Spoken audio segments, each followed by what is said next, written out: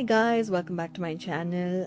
I have recorded this video twice already, so if my energy is sinking a little bit, that's why. So yeah, but today we are going to be talking about a very interesting question. Is Murakami worth the hype?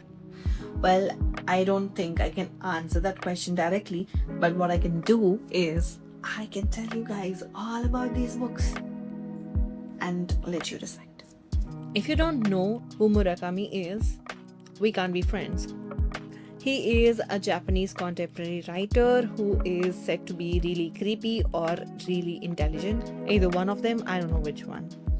Now for that I needed an emotional support teddy bear, and this is why Frank is here. Say hi to him. A lot of Murakami's books feel like a fever dream. It feels very random. It feels like there's no logic or reasoning or a connection to reality, and that is also why I love it. But at the same time, there are a lot of problematic aspects. The way he writes about women, the way he writes about love, the way he writes about people, I think is very problematic, and I do not want to support or encourage that or look like I enjoy that. But I still enjoy the way he writes his books, because specifically the aspect of world building, as I keep saying, the way he writes about the real cities, the real names, the real subways and buses that go to one place to other, and how you can travel and how it actually looks, how the stations look, how the subways look, how the people look, how the lives look of the ordinary people. I truly enjoy reading that, and for that specific reason I absolutely love reading Murakami's books. And the second thing is, there is no logic. There's no way that something like this could ever happen in reality, and that's why we read books, right? That's what I think I like in any book, and that is why he's one of my favorites. So my least favorite book of Murakami is also the first ever Murakami book that I read, which is Norwegian Wood. Now I think a lot of my friends would hate me for saying this, quite an unpopular opinion. I did not enjoy this book. I do not love it. I'm sorry, but yeah, I agree there's a lot of beautiful parts to this. There's some beautiful lines, and it's not a surface level book, and totally get it. But I did not enjoy this, especially the ending. I hate it. I was physically, mentally sick after reading this book, at least for a week, because of this ending traumatized me. So yeah, I don't know if I want to recommend this to you or not, but if you love and enjoy random books that feel like a fever dream, there's no logic and there's no reasoning, but you're just floating in a story and you enjoy that, I think you should pick it up. I just did not love a lot of the concepts in this book, and that's why I gave it 2 stars. To give you guys a little bit of a context of what happens in this book, there's this guy called Toru who is in love with a girl called Naoko, who is traumatized by suicides of 2 of her closest people, and then she decides that she needs help, and for that she goes to a strange sanatorium kind of a thing, and Toru tries to go to visit her and try to bring her out of her depression, and she does not want to take his help, clearly, but he doesn't want to give up. And then there's this other girl called Midori who's young and full of life and so nice, and she is trying to pull Toru out of this obsession with Naoko. But this guy, being a Toru, he is interested in another girl, another older woman, for some stupid reason. So this book doesn't make sense to me at all. I read it a long back. I don't remember a lot of things from this book, thankfully, but I don't think I loved it. But then, yeah, there's a lot of beautiful writing. There's a lot of beautiful quotes from this that I keep seeing everywhere. So yes, it has beautiful writing, but it does not have a beautiful story. Sorry. Another least favorite book of mine is Sputnik's Sweetheart. This is a very similar book to Norwegian Wood, but this is worse, because I still think I have a little soft corner to Norwegian Wood, but this is a pathetic book. I did not love it. I hate this. I don't want to recommend this. It's so basic and bland and predictable. It's so bad. I hate it. I hate this book so much, and I don't recommend it. If I hated you and I wanted you to read one book, I would give you this. Yes, I don't like it. Next, moving on. Now, jumping into the part of books that I absolutely loved and enjoyed reading, and I would totally recommend. Number one is After Dark. This whole thing is set up in one night. It starts at 11:56 p.m. and ends at 6:43 a.m. I totally recommend reading this at night. Pull an all-nighter, read this book. I promise you will have the best time of your life. This is the true Murakami Sense book.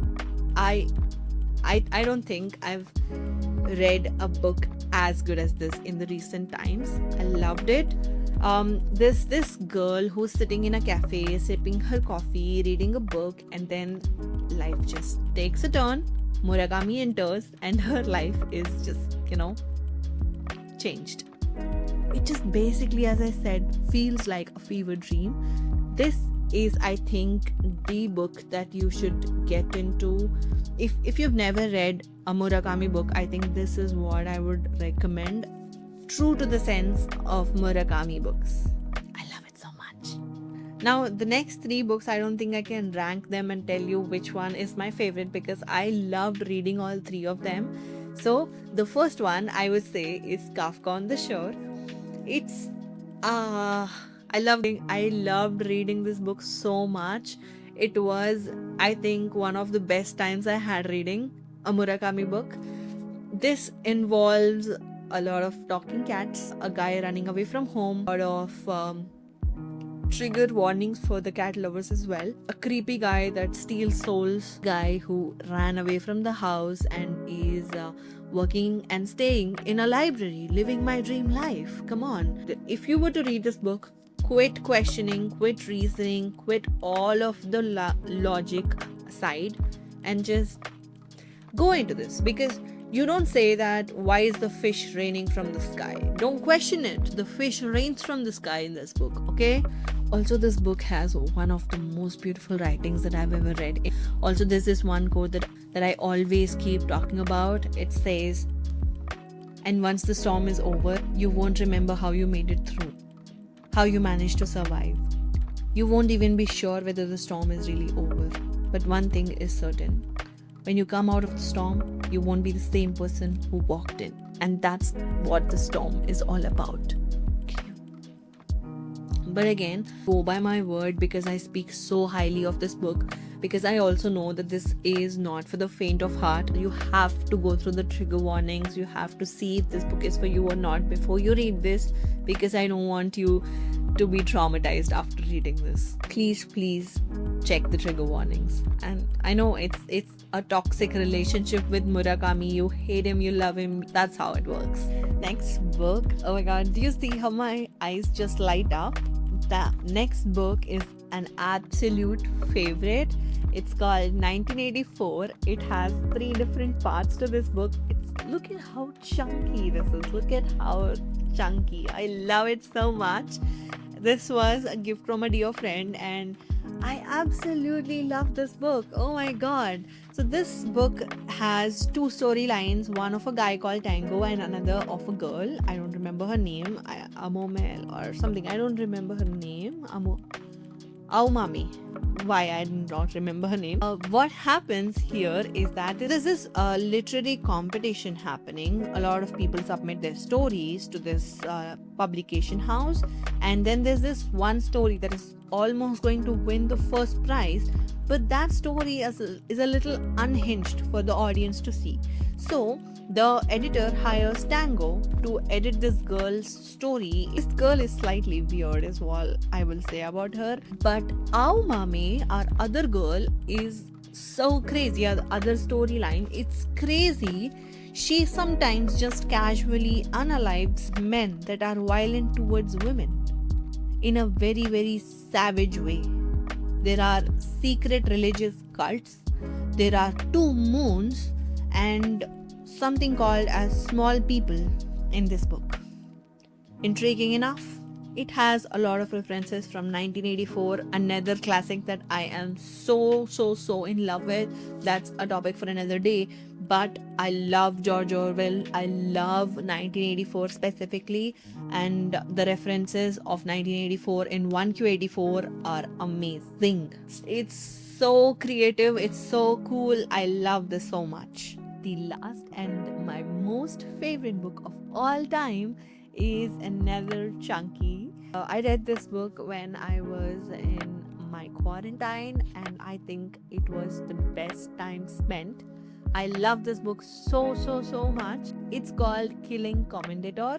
I love this book so much. Firstly, look at how beautiful this is. It's such a good copy. It's beautiful. Look at this. First of all, look at how beautiful this is.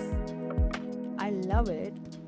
So here our main character is a middle-aged painter who decides to abandon his wife and children and go to a house in the hills to go and paint in peace. Questionable choices. Now he goes and stays in a mountain house that used to belong to a very famous painter called Tomohiko Amada before he died.